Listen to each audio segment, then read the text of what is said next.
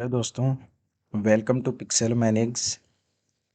और अभी 3 अप्रैल को यूकेपीएससी का अपर सबऑर्डिनेट सर्विसेज एग्ज़ाम कंडक्ट कराया गया।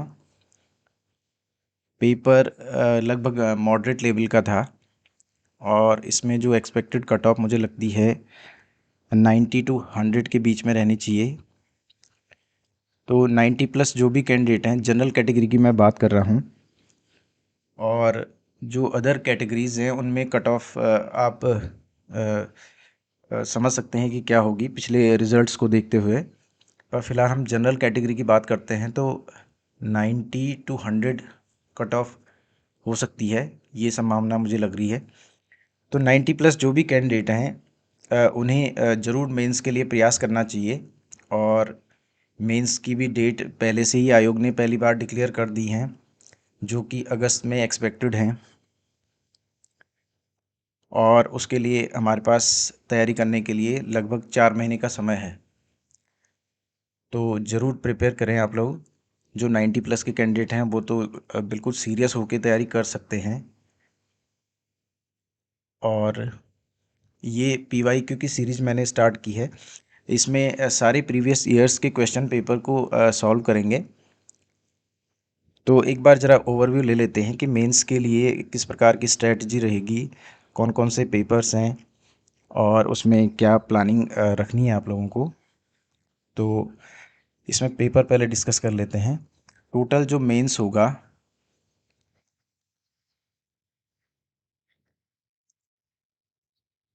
ये 1500 नंबर का होगा और प्लस 200 नंबर का पर्सनल इंटरव्यू।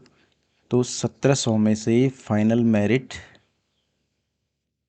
बनेगी। हालांकि एक और स्क्रीनिंग मेंस में ही हो जाएगी और जो भी रेशियो रहेगा उसके हिसाब से इंटरव्यू में लोग बैठेंगे और फाइनल जो मेरिट होगी वो 1700 में से तय की जाएगी। पेपर देख लेते हैं इसमें। सबसे पहला लैंग्वेज पेपर है 300 मार्क्स का, सबसे लेंथी पेपर है और क्वालिफाइंग भी है नेचर में। मिनिमम 35% इसमें लाना ज़रूरी है। अगर 35% से नीचे कोई कैंडिडेट रह जाता है तो मेंस की उनकी कॉपी चेक नहीं की जाएगी। तो ये इस बात का भी ध्यान रखना है। अगला पेपर है हिस्ट्री का, history of Uttarakhand India. Word history इसमें नहीं है। तो ये है 200 मार्क्स का। तीसरा पेपर है पॉलिटी का, Indian polity, social justice, international relation, Uttarakhand polity, सारा इसमें कवर होगा। 200 मार्क्स का। अगला जो पेपर है वो है ज्योग्राफी, इंडिया एंड वर्ल्ड और इंक्लूडिंग उत्तराखंड ज्योग्राफी। 200 मार्क्स। अगला जो पेपर है economy and social development, Uttarakhand का भी इंक्लूड होगा। 200 मार्क्स। अगला जो पेपर है साइंस एंड टेक, 200 मार्क्स। और सेवन्थ जो पेपर है वो है एप्टीट्यूड एंड एथिक्स,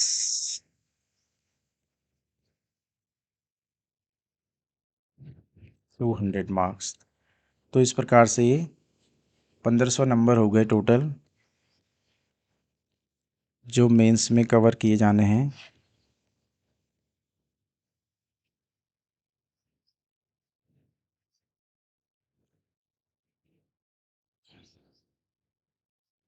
इसमें सभी इसमें सामान्यतः क्या पैटर्न रहता है कि जो जीएस की ये 4 पेपर हैं,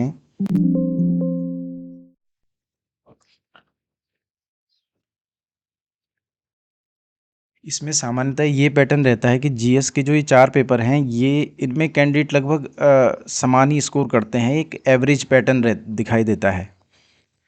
लेकिन जो मेरिट में जो स्थान बनाते हैं उनमें लैंग्वेज पेपर, साइंस टेक और एप्टीट्यूड एथिक्स है।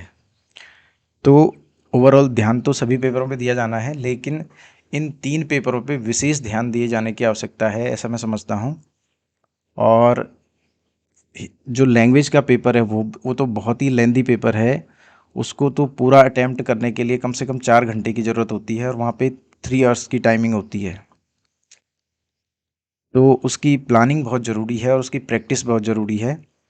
तो सारे पेपर हम देखेंगे सॉल्व करके। पीवाईक्यूज़ जो भी हैं 2012 और 2016 वाले, अभी तक इस पैटर्न पे केवल 2 ही बार मेंस कराया गया है।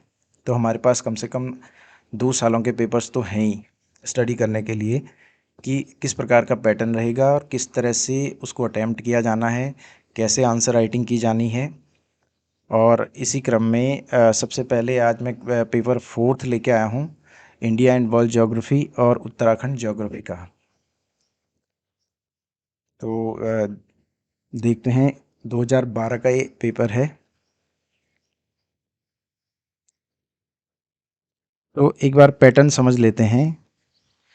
पैटर्न इसमें 4 पार्ट हैं। जो पेपर है, पेपर आप डाउनलोड कर सकते हैं आयोग की वेबसाइट से। 4 पार्ट हैं इसमें। जो सबसे पहला पार्ट है very short answer type questions का, इसमें 15 क्वेश्चन रहेंगे, 2 मार्कर्स और टोटल 30 का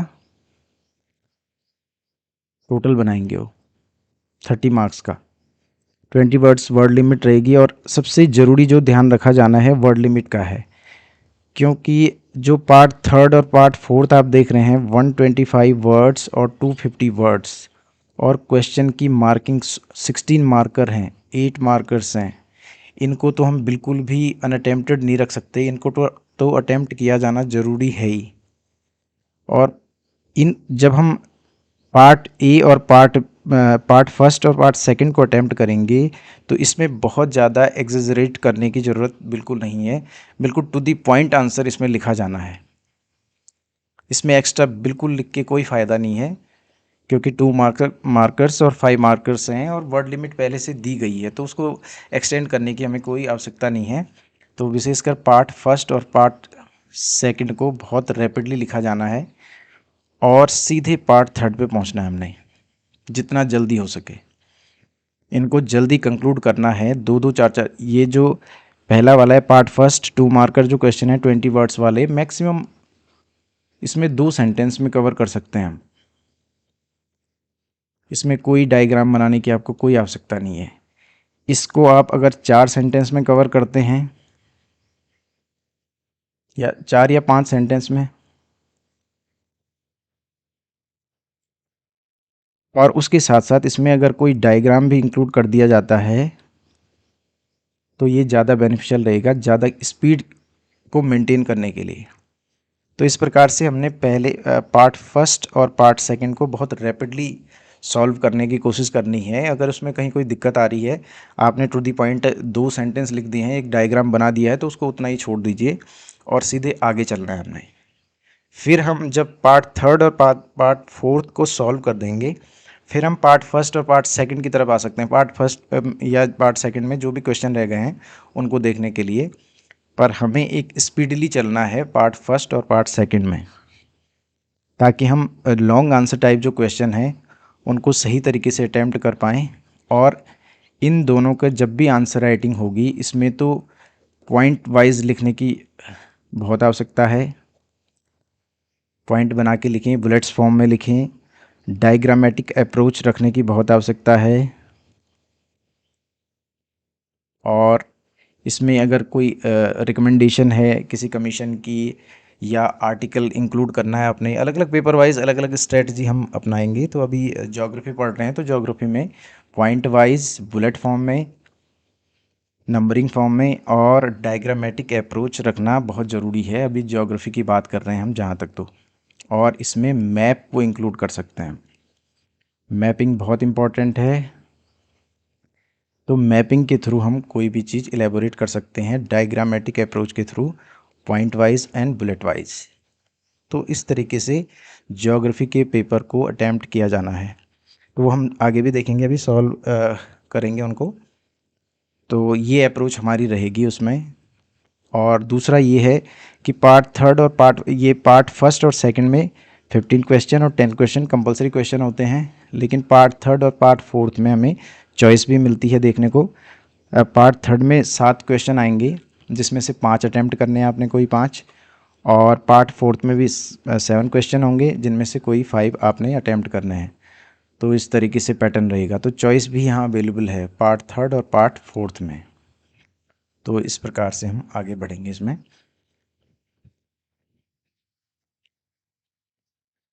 तो 2012 का ये पेपर है।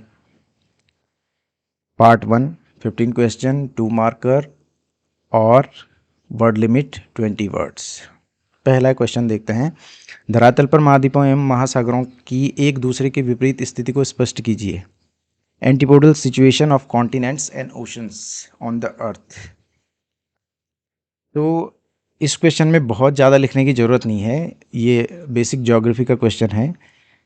पृथ्वी पर जो उत्तरी गोलार्ध और दक्षिणी गोलार्ध हैं, यानी कि जो इक्वेटर है, इक्वेटर के नॉर्थ में कॉन्टिनेंट्स का आधिक्य है और साउथ में ओशंस का आधिक्य है, इतनी सी बात है।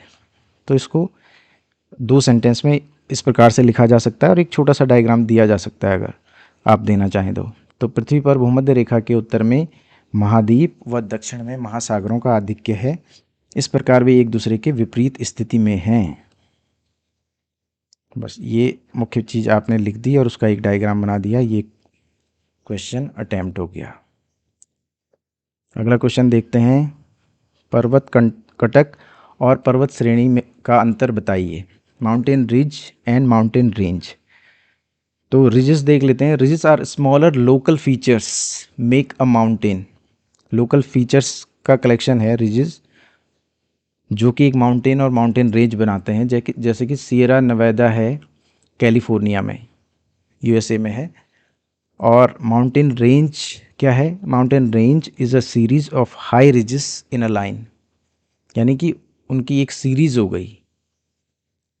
रिजेस लोकल फीचर हो गए, और इतना ही इसमें लिखने की ज़रूरत है। 2 सेंटेंस में लिखा जा सकता है, बहुत ज़्यादा इसमें लिखने की ज़रूरत नहीं है। टू दी पॉइंट इसमें लिखना है हमने पार्ट 1 में। अगला, महासागरों में लवणता के नियंत्रण कारकों का उल्लेख कीजिए। इसमें कोई 5 कारक आप लिख सकते हैं। कोई ज़रूरी नहीं है कि 20 वर्ड लिमिट है तो 20 वर्ड ही उसमें आपने इंक्लूड करने हैं। आप समराइज़ कर सकते हैं चीज़ों को, और टू दी पॉइंट आप 4, 5, 6 जैसे ही पॉइंट लिखे हैं, तो इस प्रकार से भी लिखा जा सकता है। और बाद में अगर आपको टाइम मिलता है तो थोड़ा थोड़ा इनमें लिख सकते हैं आप, अगर थर्ड और फोर्थ वाला पार्ट कंप्लीट करने के बाद आपके पास टाइम है। पर शुरुआत में जो अप्रोच रहेगी, अगर आपने पूरा कंप्लीट क्वेश्चन पेपर सॉल्व करना है, तो ये अप्रोच मुझे लगता है कि सबसे अच्छी है। सीधे हमने उनके पॉइंट वाइज लिख दिया उनको। तो जो भी निर्धारक कारक हैं, इवेपोरेशन है, प्रेसिपिटेशन है, इन्फ्लक्स ऑफ रिवर वाटर है, प्रिवेलिंग विंड्स हैं, ओशन करंट है, सी वेव्स हैं, जो कि महासागर में लवणता को नियंत्रित करते हैं। तो इस तरह से उसको टू दी पॉइंट लिखा गया है। अगला, इसमें ये लेयर्स हैं एटमॉस्फेयर की। ये दरअसल दूसरे क्वेश्चन का आंसर है। हमारा आंसर ये है। वायुमंडल के संगठन का वर्णन कीजिए। तो वायुमंडल का संगठन जो हुआ है, मुख्यतः गैस, जलवाष्प और धूल कणों से हुआ है, इतना लिखा जाना है। गैस में हम उसका डिस्ट्रीब्यूशन दे सकते हैं। 78% नाइट्रोजन है, 21% ऑक्सीजन है, और आर्गन और कार्बन डाइऑक्साइड का परसेंटेज 0.93 और 0.03 है, तथा अल्प मात्रा में हाइड्रोजन, हीलियम, ओजोन, नियॉन और जीनॉन आदि गैसें उसमें उपलब्ध हैं। तो इस प्रकार से हमने उसको समराइज़ कर दिया, और बहुत क्विक अप्रोच इसमें रखनी है जहाँ तक मैं समझता हूँ। और बाद में अगर आपको टाइम मिलता है तो आप यहाँ पे इस प्रकार से, वहाँ पे स्पेस पहले से ही दिया रहेगा, तो स्पेस तो उसी को यूटिलाइज करना है। यहाँ पे ये दूसरे क्वेश्चन का आंसर है दरअसल। तो गैस, जलवाष्प और धूलकण लिख करके हम इस तरह से टेबल बना सकते हैं, और जो जो उनमें लिखना है वो बाद में भी लिखा जा सकता है। तो फर्स्ट अप्रोच हमारी टू दी पॉइंट लिखने की रहेगी, और सीधे अगले क्वेश्चन पे पहुंचना है हमें। तो ये ऐसा मेरा मानना है। आगे देखते हैं सापेक्षिक आर्द्रता पर टिप्पणी कीजिए। तो रिलेटिव ह्यूमिडिटी का क्वेश्चन है, the amount of water vapour present in air expressed as percentage of the amount needed for saturation at the same temperature. तो जलवाष्प का दाब उसी ताप पर जलवाष्प के संतृप्त दाब के प्रतिशत के रूप में निकाला जाता है। तो इसे ही हम सापेक्षिक आर्द्रता कहते हैं और उसका फॉर्मूला यहाँ पे लिख दिया गया है। तो वर्ल्ड लिमिट 20 के अंदर 1 नंबर के प्रश्न में, 2 नंबर के प्रश्न में इस तरह से किया जाना है। आगे देखते हैं, संसार के उन 4 क्षेत्रों का नाम लिखें जहाँ पर संसार की अधिकतर 2/3 जनसंख्या संकेंद्रित है। तो इसमें ये 4 क्षेत्र हैं जहाँ पे सबसे ज़्यादा जनसंख्या है। उसका आप चाहे तो कारण भी लिख सकते हैं कि क्यों क्यों यहाँ पे सबसे ज़्यादा संकेंद्रण है जनसंख्या का। तो यहाँ पे फर्टाइल सॉइल है, ओशंस और रिवर्स हैं, टेम्परेट क्लाइमेट है ना, ये सारी चीज़ें इसके में हैं इस जोन में। East Asia, south Asia, south east Asia और वेस्टर्न यूरोप। तो सबसे ज़्यादा डेंसिटी पॉपुलेशन की यहाँ इन जगहों पे है, इन स्थानों पे है। तो ये वो 4 क्षेत्र हैं। तो सीधे टू दी पॉइंट इसमें लिखा गया है, एलेबोरेट करने की आवश्यकता इसमें नहीं है, टू दी पॉइंट लिखा जाना है इसमें। आगे चलते हैं, संथाल भारत के किस राज्य की प्रमुख जनजाति है? तो संथाल झारखंड की प्रमुख जनजाति है। इसके अलावा बिहार, उड़ीसा, वेस्ट बंगाल आदि में भी ये जनजाति पाई जाती है। अगला क्वेश्चन देखते हैं, आम्र वर्षा क्या है? मैंगो शावर के बारे में। तो यानी कि मानसून आने से पूर्व जो बारिश होती है उसे ही हम मैंगो शावर कहते हैं। तो ये केरल, कर्नाटक, तमिलनाडु, पौंडीचेरी के कुछ भागों में होती है, जनरली अप्रैल और मई में। तो उसे क्या कहते हैं? आम्र वर्षा कहते हैं। अगला है, मेन बाउंड्री फॉल्ट के बारे में क्वेश्चन है, मुख्य सीमांत भ्रंश क्या है? शिवालिक फॉर्मेशन को जो उसकी नॉर्थ की फॉर्मेशंस हैं उससे जो सेपरेट करता है उसे मेन बाउंड्री फॉल्ट कहते हैं। इसमें आगे आप formation, sub division of Himalayas पढ़ सकते हैं अच्छे से, यानी कि कहीं ना कहीं हिमालय से काफ़ी क्वेश्चन आते हैं वैसे, तो ये भी स्टडी किया जाना ज़रूरी है। तो ये आप स्टडी कर सकते हैं आगे। अगला है, गुजरात के प्रमुख तेल क्षेत्रों का विवरण दीजिए। तो गुजरात के जो प्रमुख तेल क्षेत्र हैं उनमें अंकलेश्वर, खंबात, कलोल, कोसांबा, बरकौल, मेहसाना और ल्यूनीज आदि हैं। अगला, खादर और बांगर में क्या अंतर है?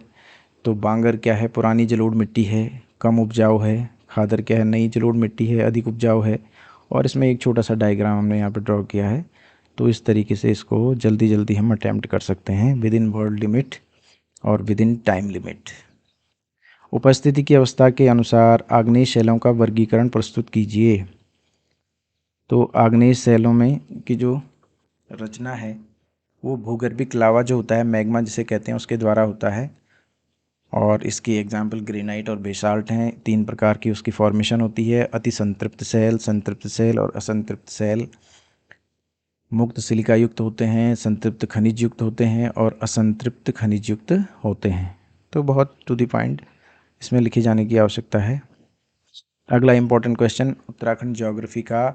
उत्तराखंड की भौगोलिक स्थिति एवं क्षेत्रफल तथा चारों ओर के जनपदों एवं सीमावर्ती देशों का नाम घड़ी की सुई की दिशा के दिशावत कीजिए, यानी कि क्लॉकवाइज दिखाना है हमें। तो नेबरिंग कंट्रीज़ तो जो हमारे हैं यहाँ पे, चाइना तिब्बत है, नेपाल है ईस्ट में, और नॉर्थ में चाइना तिब्बत हो गया। तो ये तो यही क्रम है इनका, चाइना नेपाल क्लॉकवाइज 2 ही तो हैं, तो इसका क्या क्रम देना है। पर डिस्ट्रिक्ट का क्रम देख लेते हैं। क्षेत्रफल लिख दिया हमने इसका 53483 स्क्वायर किलोमीटर। लेटीट्यूड, लॉन्गिट्यूड ये बहुत ज़रूरी है जब ज्योग्राफिकल फीचर्स पूछे जा रहे हैं। तो 2843 नॉर्थ, 3127 नॉर्थ तक और 7034 ईस्ट से 8102 ईस्ट। तो नॉर्थ में तो पूरा इंडिया है ही और ईस्ट में तो पूरा ये उसके लैटिट्यूड और लॉन्गिट्यूड हो गए। और जिलों का क्रम देखिए, उत्तरकाशी, चमोली और पिथौरागढ़ चाइना तिब्बत की तरफ को हैं। इधर की तरफ पिथौरागढ़ के बाद पिथौरागढ़ के बाद यहाँ पे चंपावत, उधम सिंह नगर, इधर नैनीताल यहाँ टच करता है, पौड़ी, हरिद्वार, उसके बाद देहरादून। तो यहाँ से कहीं से भी चले हम, यहाँ पे हरिद्वार से शुरू किया मैंने, तो हरिद्वार से ऊपर की तरफ ये क्लॉकवाइज डायरेक्शन देनी है उसकी।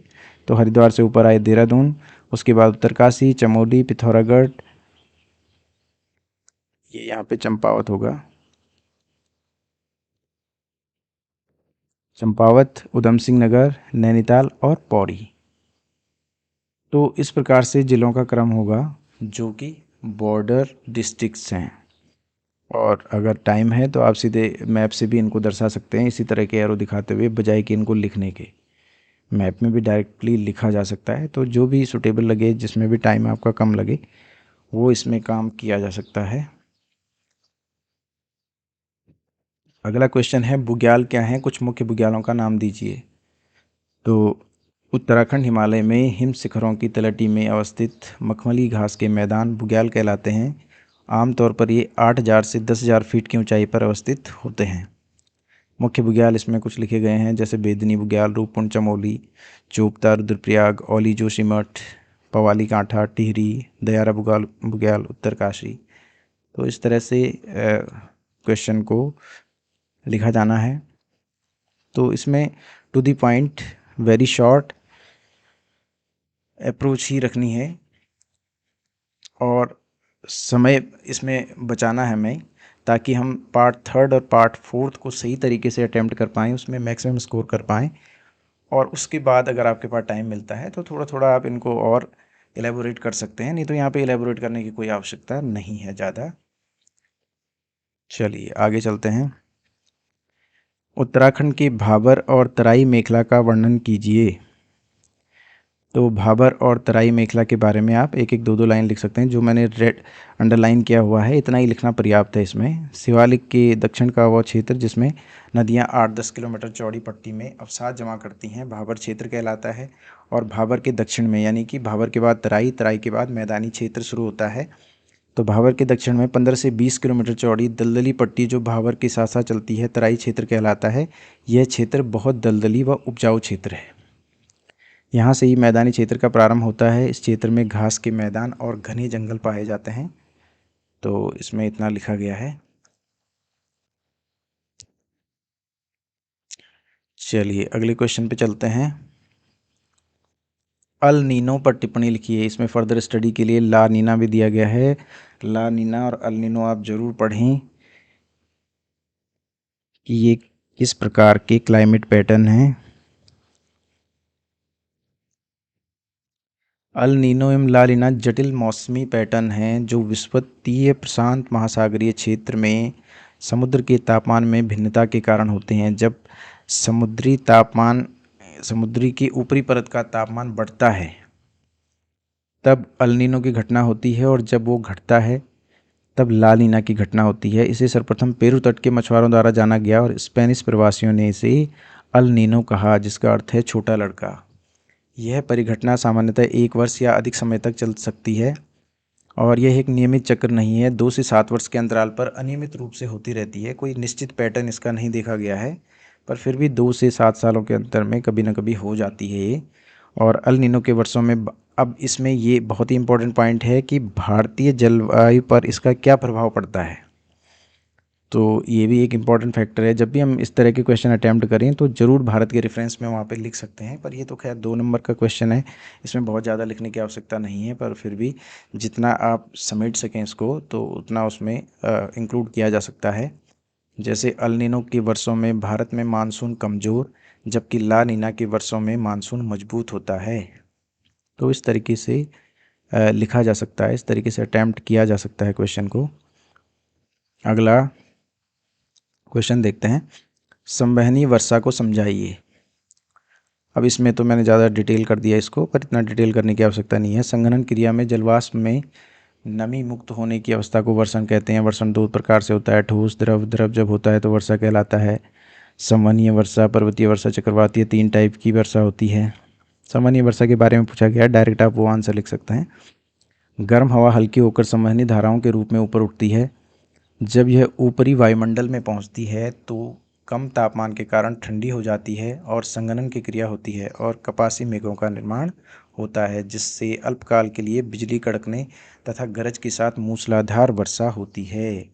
यह वर्षा प्रायः विषुवतीय क्षेत्रों में महाद्वीपों के भीतरी भागों में होती है। तो इस तरह से संवहनीय वर्षा के बारे में लिखा जा सकता है। इसमें चक्रवातीय वर्षा जरूर देखें आप। अगले क्वेश्चन की ओर चलते हैं। अंतर्राष्ट्रीय व्यापार की बाधाओं को कम करने के लिए विश्व व्यापार संगठन यानी WTO कौन से तरीके अपनाता है? तो WTO क्या है? एक वैश्विक व्यापार का नियमन करने वाली अंतर सरकारी संस्था है, जिसमें कि 1948 में गेट एग्रीमेंट के थ्रू इसकी स्थापना गेट के द्वारा हुई थी। गेट इसका नाम था पहले, 1995 में WTO नाम हुआ और 1944 में ब्रेटन वुड जो कॉन्फ्रेंस हुई थी उसके द्वारा IMF और वर्ल्ड बैंक की स्थापना हुई थी और तभी से इस प्रकार की संस्था की आवश्यकता महसूस की गई थी। तो 1948 में गेट एग्रीमेंट हुआ था। 23 स्टार्टिंग में कंट्रीज़ थे, प्रेजेंट में 164 कंट्रीज़ हैं WTO में। तो WTO की वैश्विक प्रणाली बातचीत के माध्यम से व्यापार बाधाओं को कम करती है एवं भेदभाव रहित सिद्धांत के अंतर्गत कार्य करती है। अच्छा, तो इसमें सीधे टू द पॉइंट जो लिखा जाना है वो इम्पोर्टेंट पॉइंट ये हैं कि व्यापार बाधाओं को कम करने के लिए WTO कौन कौन से तरीके अपनाता है। तो सीधे टू द पॉइंट हम लिख सकते हैं, बातचीत है, विवाद समाधान है, आर्थिक विकास एवं रोजगार को प्रोत्साहन देना है, अंतर्राष्ट्रीय स्तर पर व्यापार करने की लागत को कम करने के प्रयास करना है, सुशासन, पारदर्शिता, साझा जानकारी, निष्पक्ष वाणिज्यिक वातावरण तैयार करना और निरंकुशता एवं भ्रष्टाचार के अवसरों को कम करना इसमें शामिल है। इसमें गेट और WTO के बारे में डिटेल में ज़रूर पढ़ें आप, और ब्रेटन वुड कॉन्फ्रेंस, IMF और वर्ल्ड बैंक। अगला, निर्वाह खेती और व्यावसायिक खेती की तुलना कीजिए। इसमें केवल इतना ही सफिशिएंट है, भाई इतना ही लिखा जा सकता है, ये खाली जानकारी के लिए लिखा गया है। कृषि संपूर्ण विश्व में अत्यधिक प्रचलित एवं प्राचीन व्यवसाय है। भौगोलिक परिस्थिति, प्रौद्योगिकी स्तर, उत्पादन की मांग और श्रमिकों की आवश्यकता के आधार पर खेती के दो प्रमुख वर्गीकरण हैं। तो निर्वाह खेती और व्यावसायिक खेती। तो निर्वाह खेती किसे कहेंगे? किसान जीवन निर्वाह और स्थानीय खपत के लिए फसलों का जो उत्पादन करता है वो निर्वाह खेती है। और व्यावसायिक खेती क्या है? किसान व अन्य मजदूर मिलकर जब व्यावसायिक प्रयोजन हेतु फसल उत्पादन करते हैं तो वो सॉरी व्यावसायिक खेती है। निर्वाह खेती छोटे पैमाने पर होती है, उसका मार्केट भी छोटा होता है, और व्यावसायिक खेती बड़े पैमाने पे होती है और उसका मार्केट भी बड़े पैमाने पे यानी कि बड़ा होता है। वो एक राज्य, एक देश और अंतर्राष्ट्रीय हो सकता है। उन्नत प्रौद्योगिकी का प्रयोग किया जाता है, उन्नत बीजों का प्रयोग किया जाता है, उन्नत कृषि उपकरणों का प्रयोग किया जाता है किसमें? व्यावसायिक खेती में। और इसमें अपेक्षाकृत कम उन्नत प्रौद्योगिकी का प्रयोग होता है। तो ये निर्वाह खेती है। अगला क्वेश्चन देखते हैं। भारत में तीव्र जनसंख्या वृद्धि के प्रमुख कारक क्या हैं? सीधे टू द पॉइंट आप लिख सकते हैं और सीधे नेक्स्ट क्वेश्चन की तरफ मूव कर सकते हैं। तीव्र जनसंख्या वृद्धि के कारण भारत का विश्व में चीन के बाद दूसरा स्थान है। भारत में विश्व की लगभग 17.5% जनसंख्या निवास करती है। और तीव्र जनसंख्या वृद्धि यानी कि जनसंख्या विस्फोट के कारण अशिक्षा, अज्ञानता, उच्च जन्म दर है, मृत्यु दर में कमी है, बाल विवाह है, अंधविश्वास है, जीवन प्रत्याशा में वृद्धि है और पुत्र की चाह की अधिकता हमारे देश में देखी जाती है। तो इस तरह की ये बातें हैं जो तीव्र जनसंख्या वृद्धि की जो कारण है।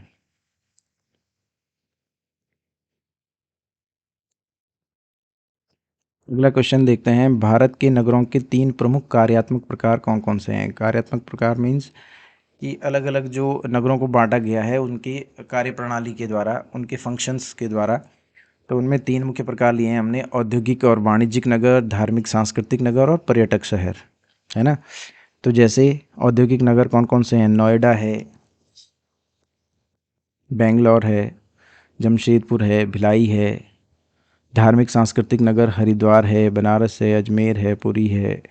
पर्यटक शहर शिमला है, नैनीताल है, मसूरी है, जोधपुर है। तो इस तरह से functional types of cities of India, 3 main functional types दिए हैं हमने। चलिए अगले क्वेश्चन की तरफ चलते हैं। भारत की व्यापार नीति के क्या उद्देश्य हैं? ट्रेड पॉलिसी ऑफ इंडिया, नई विदेश व्यापार नीति 2021-26 के अनुसार ये नया करंट रेफरेंस में लिखा गया है। हालांकि ये पेपर 2012 का है, लेकिन वर्तमान परिदृश्य में ही लिखा जाएगा, तो अब तो इसी प्रकार से इसका आंसर होगा कि क्या मुख्य उद्देश्य हैं हमारी नई फॉरेन ट्रेड पॉलिसी के। तो सबसे पहला तो जो बहुत ज़्यादा खबरों में चल रहा है कि $5 ट्रिलियन इकोनॉमी बनाने की ओर अग्रसर होना है हमें। विकास और रोजगार के अवसरों में वृद्धि करनी है। माल और सेवाएं दोनों स्तरों पर निर्यात को प्रोत्साहन करना है, यानी कि ज़्यादा से ज़्यादा निर्यात करना है, चाहे वो माल का हो चाहे वो सेवाओं का हो। ईज़ ऑफ डूइंग बिजनेस को बढ़ावा देना है, ease of doing business culture को प्रमोट करना है, ताकि ज़्यादा से ज़्यादा इंडस्ट्रियल डेवलपमेंट हो, एंटरप्रेन्योरियल एनवायरनमेंट बने, तो ताकि ज़्यादा से ज़्यादा मैन्युफैक्चरिंग हब बने इंडिया। और बुनियादी ढांचे का विकास इसमें है ही। पीएम गति शक्ति योजना, जो बहुत ही इम्पोर्टेंट यो, योजना है, ये प्रधानमंत्री मोदी की महत्वाकांक्षी योजना है पीएम गति शक्ति, जिसमें ओवरऑल टोटल इंफ्रास्ट्रक्चर डेवलपमेंट के बारे में है कि किस प्रकार से इसका रिफॉर्म है एक तरह से ये। तो ये भी एक इम्पॉर्टेंट पॉइंट है। और अगला है नीति नियामक और परिचालन संबंधी बाधाओं को दूर करना। तो ये ट्रेड पॉलिसी के हमारे मेन ऑब्जेक्टिव्स हैं। इसमें फर्दर स्टडी के लिए मैं रिकमेंड करूँगा इकोनॉमिक सर्वे। इकोनॉमिक सर्वे ज़रूर आप स्टडी करें। इकोनॉमिक सर्वे से फ्यूचर विजन और पास्ट ईयर का के बारे में, जो भी हमारा इकोनॉमिक ग्रोथ रहा, जो भी डेवलपमेंट रहा, उसके बारे में जानकारी मिलती है। प्रत्येक साल बजट से एक दिन पहले रिलीज किया जाता है गवर्नमेंट ऑफ इंडिया द्वारा। तो इकोनॉमिक सर्वे और बजट दो इम्पॉर्टेंट चीज़ें, और उत्तराखंड का भी, उत्तराखंड का इकोनॉमिक सर्वे और बजट, तो इसको स्टडी किया जाना बहुत ज़रूरी है। आगे बढ़ते हैं। भारत में हरित क्रांति की उपलब्धियों का संक्षेप में उल्लेख कीजिए। भारत में हरित क्रांति के फलस्वरूप कृषि क्षेत्र में महत्वपूर्ण प्रगति हुई, गुणात्मक सुधार से कृषि उत्पादन बढ़ा। तो क्या क्या उपलब्धियां रही उसकी, वो हम लिख सकते हैं टू द पॉइंट। तो क्या क्या हुआ? रासायनिक उर्वरकों का प्रयोग में बढ़ा बहुत ज़्यादा। अब ये अच्छी बात है कि बुरी बात, अब आज के टाइम के लिए तो ये बुरी बात हो गई है, पर तब उत्पादन बढ़ाना हमारी प्रायोरिटी थी। और अब ऑर्गेनिक फार्मिंग की ओर हम बढ़ रहे हैं, तो कम से कम प्रयोग कर रहे हैं हम रासायनिक उर्वरकों का। अगला उन्नतशील बीजों का प्रयोग हुआ, सिंचाई सुविधाओं का विकास हुआ, बहुफसली कार्यक्रम का प्रारंभ हुआ, आधुनिक कृषि यंत्र प्रौद्योगिकी का विकास हुआ, कृषि सेवा केंद्रों की स्थापना हुई, मृदा परीक्षण का प्रारंभ हुआ, कृषि शिक्षा और अनुसंधान के क्षेत्र में प्रगति हुई। आगे चलते हैं। नंदा देवी चोटी के प्रमुख भौगोलिक लक्षण दीजिए। इसमें देखिए, नंदा देवी भारत की दूसरी एवं विश्व की 23वीं सर्वोच्च चोटी है। यह चमोली उत्तराखंड में स्थित है। ग्रेट हिमालयन का पार्ट है। इसकी हाइट 7817 मीटर है। पूर्व में गौरी गंगा तथा पश्चिम में ऋषिगंगा घाटियों के बीच स्थित है, और नंदा देवी बायोस्फीयर रिजर्व का पार्ट है, जिसे कि 1988 में वर्ल्ड हेरिटेज लिस्ट में शामिल किया गया था। तो इस तरह से geographical features of Nanda Devi, ये हमने इस तरह के लिखे हैं। तो बहुत ज़्यादा समय व्यर्थ न करते हुए पार्ट 1 और पार्ट 2 को जल्दी कवर करने की कोशिश करना है। पार्ट 2 पे आ गए हैं हम, वर्ड लिमिट 50 वर्ड हो गई है, तो इसमें थोड़ा सा ज़्यादा लिखा गया है और उसी हिसाब से आंसर करना है वर्ड लिमिट के अंदर, टाइम लिमिट के अंदर, ताकि हम सभी क्वेश्चन अटैम्प्ट कर पाएँ। और पार्ट 3 और पार्ट 4 में जो कि 8 मार्कर्स और 16 मार्कर्स हैं, उनमें कोई भी क्वेश्चन छूटे ना। चलिए आगे चलते हैं। उत्तराखंड का पर्यटन उद्योग प्रत्यक्ष एवं परोक्ष रूप से पर्यावरणीय ह्रास का दोषी है। इस कथन को स्पष्ट कीजिए। यानी कि कहने का मतलब ये है कि हमारा पर्यटन उद्योग चाहे प्रत्यक्ष हो चाहे परोक्ष रूप से हो, पर्यावरणीय ह्रास की ओर अग्रसर है। यानी कि पर्यावरण को ह्रास की ओर ले जा रहा है, पर्यावरण का ह्रास कर रहा है। तो ये कैसे है, चलिए देखते हैं। 50 वर्ड वर्ड लिमिट है। पर्यटन दुनिया भर में अर्थव्यवस्था की सबसे तेजी से बढ़ते क्षेत्रों में से एक है। राज्य निर्माण के बाद से ही राज्य के विकास के लिए पर्यटन को एक महत्वपूर्ण घटक के रूप में मान्यता दी गई है। प्रकृति आधारित पर्यटन यानी कि इको टूरिज्म सबसे उपयुक्त मॉडल माना गया है और मार्च 2017 में ईटीडीसी यानी कि eco tourism development corporation of Uttarakhand की स्थापना इस दिशा में एक महत्वपूर्ण कदम है। लेकिन उसे क्या कार्य सौंपा गया था? पारिस्थितिकी पर्यटन को प्रोत्साहन, समृद्ध जैव विविधता और प्राकृतिक सुंदरता के साथ साथ पलायन को रोकना और क्षेत्रीय अर्थव्यवस्था को मजबूत करना, इस तरह के टास्क निर्धारित किए गए थे। लेकिन अभी तक भी हमारी जो टूरिज़्म पॉलिसी है वो इतनी इफ़ेक्टिव नहीं है। इको टूरिज़्म पॉलिसी अभी बन नहीं पाई है और विकास और आर्थिक प्रगति के लिए पर्यटन उद्योग निश्चित तौर पर प्रत्यक्ष और अप्रत्यक्ष रूप से पर्यावरणीय ह्रास का दोषी बना हुआ है। तो अभी भी पर्यटन तो हो रहा है, उससे विकास भी हो रहा है, लेकिन उसमें पर्यावरणीय ह्रास को रोकने की दिशा में कोई ठोस प्रयास होता हुआ दिखाई नहीं देता। तो इस तरह से आंसर लिखा जाएगा और बहुत ज़्यादा नेगेटिविटी शो करने की आवश्यकता नहीं है उसमें, एक जनरल वे में लिखा जा सकता है चीज़ों को। अच्छा आगे बढ़ते हैं हम।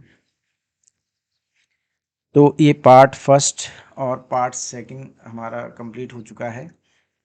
आगे पार्ट थर्ड और पार्ट फोर्थ के लिए हम मिलेंगे दूसरी वीडियो में। तो जुड़े रहिए और देखते रहिए पिक्सेलोमैनिक्स। Thank you.